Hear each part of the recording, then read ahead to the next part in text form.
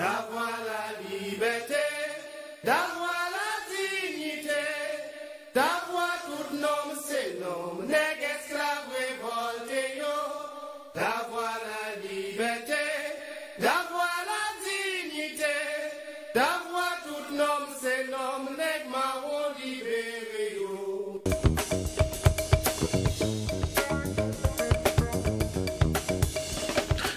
Eh bien, nous venons dans les plateaux à ZCL News spécial mai 1802, mai 1967. Nous avons, vous souvenez, Jean-Luc Diviel, tout à l'heure, nous avons écouté proclamation à Delgrès, CV José Gira. Ben là, quand il est là, nous avons, vous souvenez, Philippe Blas, bonjour. Bien bonjour tout le monde, bien bonjour tout le peuple à Canal 10. Et Luc Renette, bonjour. Et bonjour tout le monde, et bonjour la Ligue, et bonjour tout le peuple à la Guadeloupe. Et Maître Fédam là, qui a présenté tous ces décattements journée-là, c'est Mansé Jacqueline Jacquerie. Oui, alors Philippe Blas, qui Philippe Blas, mais Philippe c'est un chanteur que tout Guadeloupéen connaît, hein, et qui reprend un morceau que M. Guy Cordoval a écrit, il a été jeune Timoun, étudiant en France. Et donc, M. Cordoval a laissé ce morceau là, ça, et là il vient rencontrer Philippe. Il chantait morceau là-bas Philippe, et Philippe trouvait, non seulement Philippe trouvait morceau là très belle, mais morceau là parlait bas Philippe, puisque Philippe c'est Moun Matouba, puisque Philippe a chanté Matouba, et donc Philippe c'est Moun Matouba, et il demandait M. Cordoval l'autorisation de pour morceau là, d'enranger en Jean Haï, et c'est comme ça en 96, et bien Philippe fait sortir morceau là ça, Matouba. Philippe, en question, qui a écrit Moun Matouba alors? Moun Matouba, on dit parole là. Il y aura Moun Matouba. Moun Matouba. D'accord, ok. Bonjour pour tout le monde Matouba, justement. Nous allons écouter. Alors Matouba, on m'a Guy Cordoval quand il chance interprété, parce qu'il y a moins d'autorisation là. Donc c'est moi qui chance enregistré en premier. Ouais. Et son honneur et en chance pour moi, tout simplement. Mais nous allons écouter. Matouba.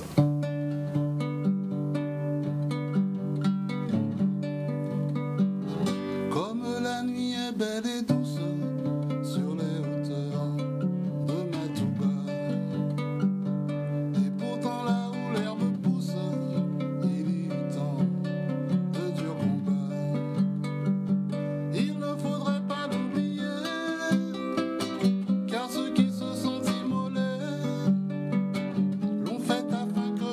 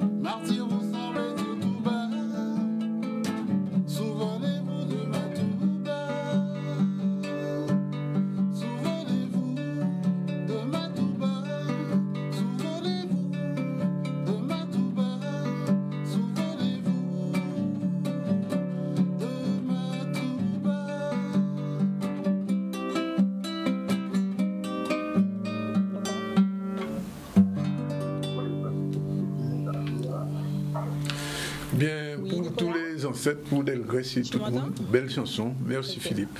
Le plaisir est pour moi. Jacqueline. Ouais. Oui, Philippe, nous avons dit merci, Oui, on a que ça a été très très belle. Et on a espéré que dans l'école, au moins, il peut permettre que les petits gens tant gentil là ça, parce que Et apprendre-les. Et apprendre-les. On n'a pas fait travail là. Ah ben c'est bon. Ça fait travail en moins. Voilà, en tout cas, merci. Oui.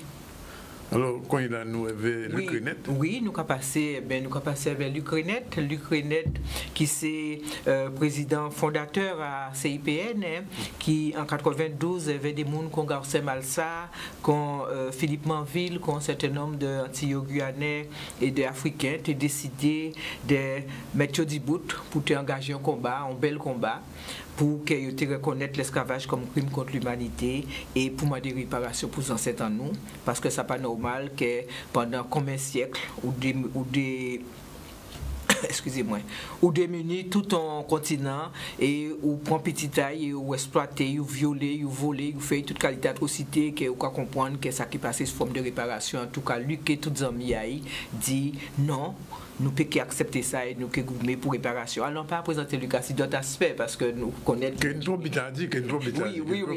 pouvons faire une émission spéciale. Nous pouvons faire une émission spéciale. En tout cas, nous pouvons rester dans le cadre de ça. Et donc, Luc, à niveau à CIPN, qui a joué un grand rôle puisque l'aspect historique là, CIK manager, il nous dit ça comme ça.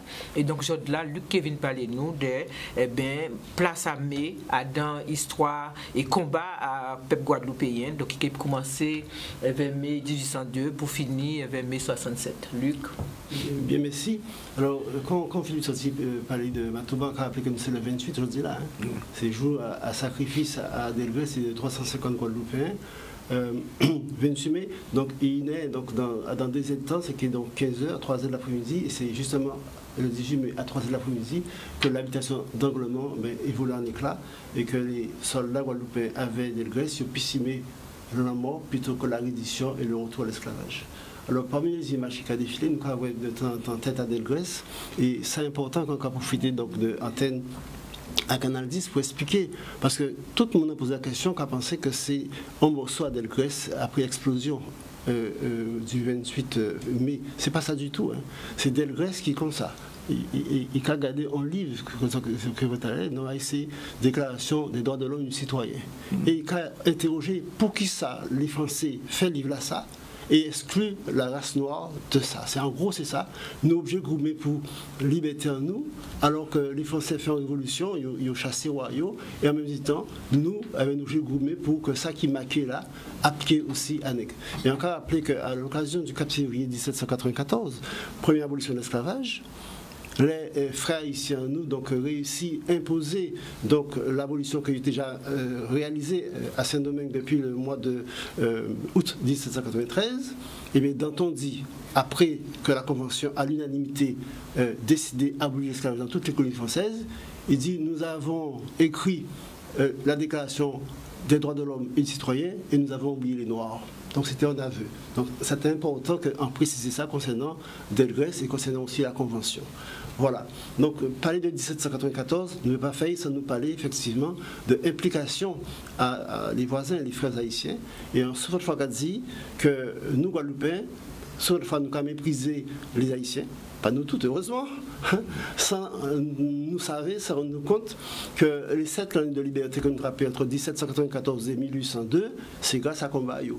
Qui veut dire que si pas effectivement un grand bouleversement en Haïti qui est obligé effectivement sur ton axe prendre décision là ça et vous voyez 3 députés donc à la convention, 3 députés en blanc c'est Dufay, on mulatte c'est Mills et Bélé donc on est c'est qui prend la parole au nom donc des 3 députés pour exiger quelque part que l'abolition qui était déjà de fait instaurée à Saint-Domingue soit ratifiée par la convention. Et on a profité pour dire aussi pour les gens qui regardent nous, pour que ça nous, Guadeloupéens, nous bénéficier avec engagement les Guadeloupéens. Pourquoi? Parce que les Victor Hugues arrivé en Guadeloupe en juin 1794, porteur donc du décret d'abolition, la Guadeloupe était occupée par les Anglais. La Martinique aussi.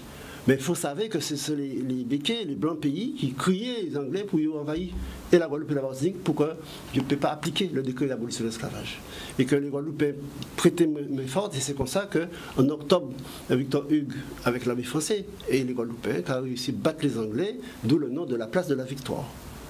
Mais les Anglais étaient très très implantés, donc avaient donc les Français, blancs pays, béquets, esclavagistes, en Martinique, et jamais l'armée française n'a réussi à reprendre la Martinique en Mario, et seulement à partir, nous peut dire, de l'accord de paix de mars 1802, là, effectivement, c'est la paix d'Amiens.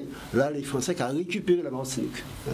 Puisque les Anglais, effectivement, c'est eux qui ont procédé. Donc, c'est des points importants pourquoi nous draper deux abolitions. C'est ça, en Martinique, pas de 1794. Pas du tout.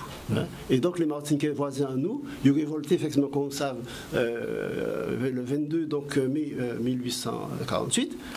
Ils ont précipité, bien sûr, la décision d'abolition. Mais ils n'ont pas attrapé comme nous 7 ans de liberté. Même si pas total. Alors que nous, effectivement, nous avons une classe moyenne guadeloupéenne qui joue à travers l'armée, justement. L'armée, c'est le lieu, là, tenir des promotions possibles socialement pour les Guadeloupéens. Donc, c'est 1794.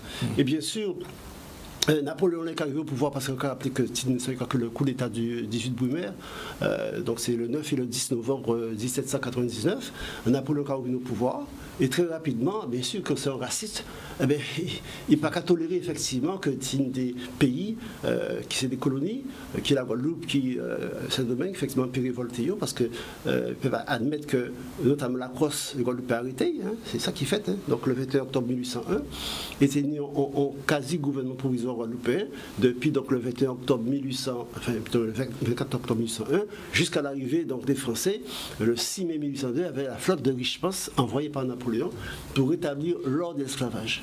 Et l'histoire nous qui a commencé là, enfin histoire fondale à Pep Guadeloupe avec effectivement la guerre de Guadeloupe qui a commencé le 6 mai, jour d'arrivée de Richepens à la Pointe, jusqu'au 28 mai.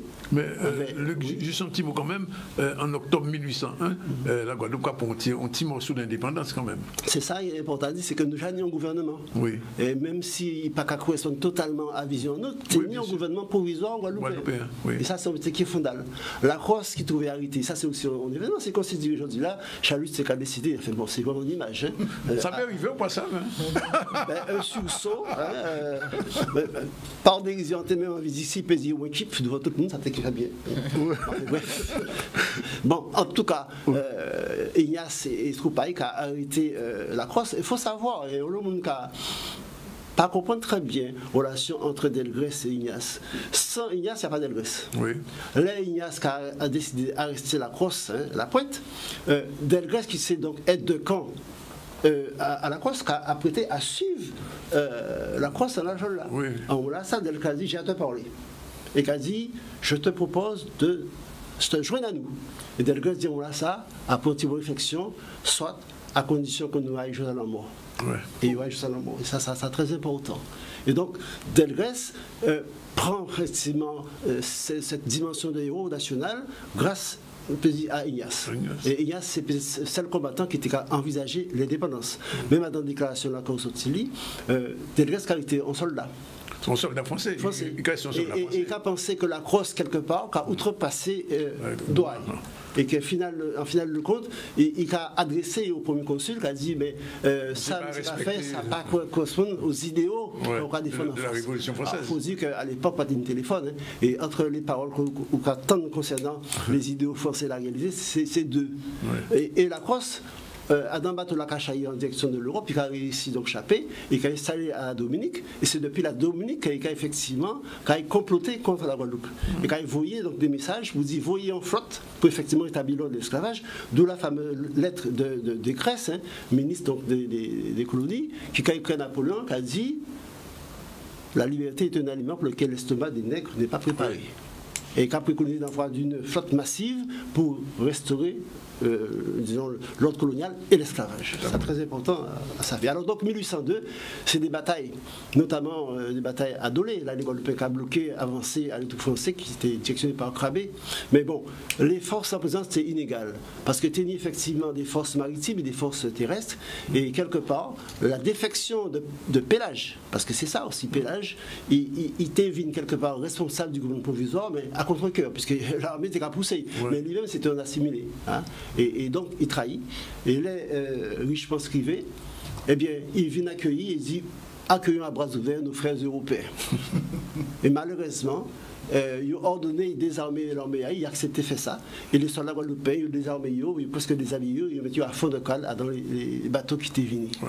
Mais le trait de pélage, quand ils sont traite, même après effectivement la fin de la guerre, ben, comme ça, ils ont déporté en France. Ouais. Ils ont gelé en France. Alors pour dire les choses, aller à l'essentiel, eh bien, on partit à troupe française, arrivé par bateau, côté Plessis, pour faire un encerclement effectivement à les forces de Delgrès, qui était à d'un fort, à l'époque c'était Fort Saint-Charles, qui venait de Fort Delgrès heureusement. Et malgré une résistance héroïque à les Guadeloupéens, eh bien, petit à petit, on se rend compte que la situation était intenable. Surtout que Richemont frappait l'aide à les Anglais. On a rappelé que depuis le mois de mars 1802, c'est la paix d'Amiens. Donc, pas de tirage encore entre Anglais et Français. Et donc, Johnson livrait effectivement des canons, des boulets, des munitions à les forces françaises. Et c'est comme ça qu'il a installé donc des lieux, des batteries, hein, qu'ils ont braqué assis le fort, donc, aujourd'hui, Delgrès, Saint-Charles. Et sous le bombardement, les Guadeloupéens ont rendu compte qu'il était important qu'ils aient quitté le lieu, sorti avant l'assaut final. Ouais. Et ils sont sortis donc dans la nuit du 22 mai. Et Delgrès prend direction donc à Matouba, tandis qu'Ignace, pour faire diversion, est en direction à La Pointe. Ouais. Pour faire court, le 25 mai 1802, Ignace, quand il trouvait moi assis à la route de Bainbridge, avait 675 vaillants jeunes Guadeloupéens. Le lendemain, les Français qui ont exécuté 100 suffisants sur la place de la Victoire, d'où les 100 chaînes, le monument des 100 chaînes qui fait à l'initiative du CIPN, à côté de M. Henri Bango à l'époque, mais de La Pointe. Et il a aussi planté tête à Ignace, à Sion Piquette, assis à la place de la Victoire. Le surlendemain, 150 autres survivants de la bataille de Bainbridge, donc une petite assassinée, fusillée, côté Fouillol. Pas de téléphone à l'époque, mais très rapidement quand même, Delgrès apprend fin tragique à les troupes de Ignace. Ils comprennent que la résistance c'est fini parce que la diversion n'a pas été jouée. Et finalement, après des combats très très forts dans les caféiers qui ont précédé effectivement Matouba, ils demandaient le repli des troupes, ils ont rassemblé et il dit est-ce que tout le monde paraît à mort plutôt que de Rogno? Et c'était pratiquement à l'unanimité. Les Français baillent l'assaut à Silla-Pteux-Simplement à 3h de l'après-midi. Il y a une explosion terrible qui fait. Et nous dit tout le temps, montagne a tremblé. Et jour là, ça effectivement, 350 Guadeloupéens disparaissent. Et juste à chose là, on a pensé que nous devons tenir en fierté, en reconnaissance de Siounassa, parce que nous morts. Avec phrase là, qui dit nous non survivrons sur l'océan des âges, et d'autres que nous viendrons après, qui plus heureux, conquéreront eux cette liberté que nous n'avons fait qu'entrevoir. Entrevoir, c'est 1794 à 1802. Alors, il faut dire quand même, juste un petit mot, Luc, c'est que combat Delgrès et Ignace suivi en Haïti, et les Haïtiens qui ont pris combat là contre les colonialistes et les esclavagistes français. Oui, et un tel souhaitait aussi citer en phrase à Dessalines, parce que c'est quand même le père de la victoire, notamment ça qui passait donc l'histoire de Vertières, en novembre 1803. Là, l'armée française finalement trouvée totalement détruite par l'armée haïtienne. Et c'est la première fois dans l'histoire qu'une armée française occidentale. Surtout les troupes napoléoniennes qui ont gagné de tous côtés. Sur toute l'Europe, ils étaient connus l'Europe. Et donc, là, effectivement, ce sont des faits historiques. Les Français pas bien capables de ça, vous remarquez. Pose la question aux étudiants, au lycée, au collégien français, Vertières, qu'on ne connaît pas. Parce que c'est un échec retentissant. L'armée haïtienne, l'armée de Noirs, bat, alors que les Noirs, c'est des êtres inférieurs, n'est-ce pas, des objets. Parce que même ils étaient tirés, pas médaille, pour l'État, ces soldats nègres là, pratiquement ils vont à zéro. Tout à fait. D'ailleurs, Napoléon a dit qu'il ne peut pas admettre que tu as des épaulettes d'officier à ses épaules en nègre. Donc, entoration, victoire, qui n'est pas seulement les Haïtiens, c'est à tout le monde noir, parce que finalement, tous souffert, toute abomination l'a subi. Victoire là, ça, même s'il crée après un blocus, parce que vous savez très bien que les forces européennes coalisaient après contre Haïti, vous savez très bien qu'en 1810, après ça, le roi Charles X imposait donc en rançon de plusieurs équivalents milliards de choses là, et qui fait que ça a ruiné le pays là. Donc c'est pas un hasard si Haïti comme ça. C'est une autre raison.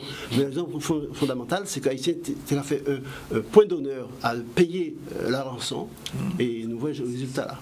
Et pour finir, en termes de comme dit, que là nous inaugurons le Memorial Act. Michel Hollande qui était ici, il dit que nous allons payer la dette. En gros, nous allons réparer. Ouais.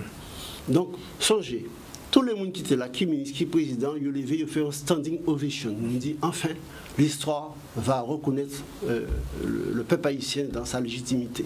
Eh bien non, monsieur est passé, on a dormi dans l'hôtel, le lendemain, il y a un qui oublie ça, il dit là. Ouais. Quand on va aider à la scolarité, etc., ben, il allait qu'en taille. Encore une hypocrisie donc des Français qui touchent à fait d'accord à réparer les Juifs. Hein. Pourquoi? Parce que c'est normal. Eh ben nous, quand c'est normal, il réparer les Juifs, mais normal, il réparer aussi, c'est là qui subit l'esclavage, la domination, la colonisation. Pour nous, c'est des êtres humains comme tout autre être humain.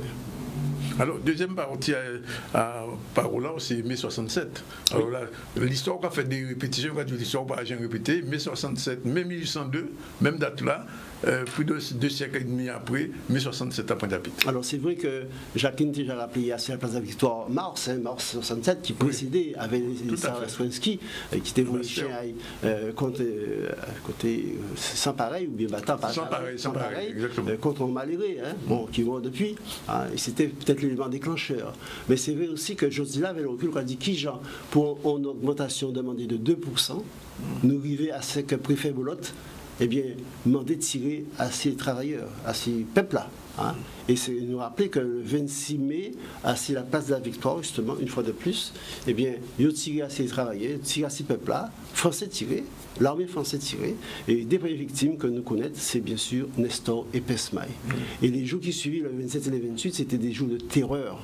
Et c'est vrai que nous, en 2020, je vous présente une des gens qui vivent ça et qui ont été traumatisés par période de ça parce que la Guadeloupe partait au pays quand on était en région de la France. Et c'est bien là où on voit que nous sommes véritablement en colonie. Et hier, dans l'intervention, on dit, mais ça partait déjà fait en France. Mais 68 fait avec des... Il n'y a pas de tirant les ponts. Jamais. Pas ni pont, jeune Guimau. Pourtant, il y a un paquet de dégradations, un paquet d'attaques contre les forces de l'ordre français.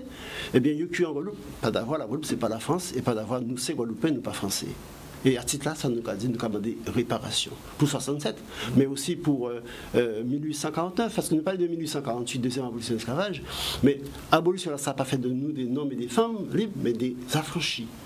Et on l'en est après, le 30 avril 1859, il y a une loi d'ailleurs qui préparée aussi par Victor Schellcher, hein, et bien loi là, ça a indemnisé les esclavagistes par millions, et tenu un prix de tête pour les Guadeloupéens, pour la Guadeloupe, un prix de tête pour la Martinique, pour la Réunion, qui existait en négociation. La France rachetait simplement. Donc, il faut faire une différence fondamentale. En première abolition de l'esclavage, c'est une condamnation du système. Oui. Et deuxième là, 1848, où c'est seulement un rachat, hein, donc une nationalisation d'un bien meuble, c'est-à-dire, à nous, c'était des biens, l'État français racheté, il estimait que le meuble là, ça y racheté, pas y a demandé encore, donc pas y rien, tandis que c'est là qu'il était propriétaire, il indemnisé à millions, et même que les banques coloniales, comme la Banque des Antilles françaises, avaient en partie à l'argent là. Voilà. Ben, juste un petit mot, c'est que 67, c'est quand même un crime contre la Guadeloupe. Et il faut quand même rappeler que nous avons un ministre des colonies qui vient ici en 1985 ou 6, pas associé. Georges Lemoine. Georges Lemoine qui a parce que juste à quand il a dit que c'était 7 personnes qui étaient morts seulement en 67. Et Georges Lemoine, il a affirmé 87 personnes morts et peut-être même plus. Parce que juste à ce jour-là, on le Guadeloupéen disparaît, il passe à jeter moun dans la danse, etc. Et il y a une famille qui n'a pas même osé dire que la famille a été morte parce qu'elle a été père la répression, parce que la répression était absolument terrible à un moment-là. Il ne faut pas oublier aussi, Dani, qu'il a criminalisé Mouna Legong. Oui. Et l'État français était mis en meilleur un outil de communication qui était la radio. Oui. Et la radio, c'est là, toute bête était quasi. Et les paroles à la radio étaient prononcées, c'était la parole à vérité, soit 10 ans. Et donc, il a aussi fait croire que le Gong était monté complot pour renverser le pouvoir le pouvoir français. Et c'est comme ça, de façon préventive, il y a été le monde en France comme ici. Oui, hein, et quelque part, il a démantibilé le Gong à travers ça. Et les 87, la question que nous pouvons poser, Danick, c'est est-ce qu'un ministre comme Georges Lemoine, qui dit 87 comme ça, pourquoi pas 2, pas 2, il dit 87, qui veut dire qu'il tenait accès à des sources gouvernementales ou étatiques qui pour gens ouverts, alors que nous, on a après 50 ans, on a une obligation à ouvrir les archives. Oui. Donc nous avons une situation d'injustice et aussi donc, de méconnaissance de vérité qui doit un jour ou l'autre apparaître. C'est la moindre des choses d'avoir peur de là ça, massacre là ça et meurtri profondément en partie à l'école de paix. Et nous qui étions là, jeunes à l'époque là ça, hein, moi personnellement, j'étais 18 ans en 68, en 1970, là. Eh bien, quand l'Odolgène nous pas accepté ça. L'Odolgène nous dit non, ça n'est pas fait. Qui nous pas quitte avec les Français. Ils assassiné pas pour nous et ne pas arrêter là comme ça, a dit tant pis, c'est du passé, ça pas important. D'où effectivement l'émergence d'autres actions, d'autres organisations, comme le BLA, comme l'ERC, qui quelque part tenaient effectivement à réaliser le rêve à Delgrès, mais aussi à contrecarrer quelque part ça qui était fait en France. J'ai vu ça, c'est là, 67 là. Voilà. Ben, 13h27, nous prenons deuxième petit campo et nous retrouver nous tout à l'heure, puisque nous pouvons recevoir Hélène Mijuel, justement, qui parlait du traumatisme du rétablissement de l'esclavage. Hélène Mijuel, que tout le monde connaît déjà, nous connaissons l'occasion avec Jacqueline Didet-Timoissi, un petit campo et nous retrouver nous dans un petit moment.